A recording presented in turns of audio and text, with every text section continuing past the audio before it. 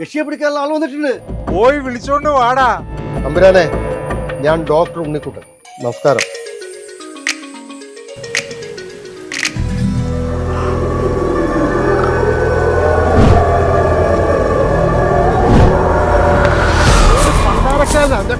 ഷർട്ടൊക്കെ കത്തിച്ചാളെ. പണ്ടാരക്കാലനല്ല, കർണപിശാചിനി യക്ഷി. എന്റെ ഡോക്ടറെ, ഇതൊരു അലവലാതി യക്ഷിയ. ഇതിനെ എങ്ങനെയെങ്കിലും ഒന്ന് തളച്ചാലേ ഈ വീട്ടിലുള്ളവർക്ക് ഒരു മനസമാധാനം കിട്ടുള്ളൂ. ഞാനൊന്ന് ആലോചിച്ച് നോക്കട്ടെ. തമ്പുരാൻ എന്നെ അന്വേഷിച്ചെന്ന് കേട്ടു.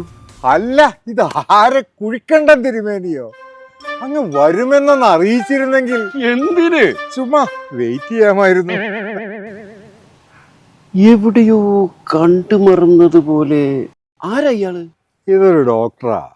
ഇത്രയായിട്ടും അങ്ങട് കിട്ടണില്ലല്ലോ. തിരുമേനി എന്നെ മറന്നു.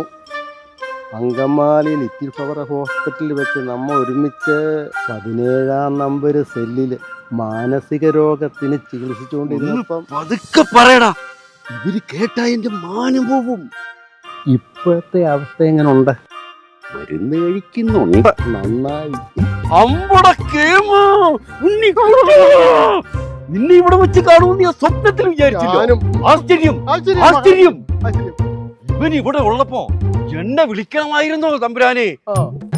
ആളെ വേണ്ടത്ര പരിചയമില്ലെന്ന് തോന്നുന്നു. ഭയങ്കരനാ, ഭയങ്കരൻ.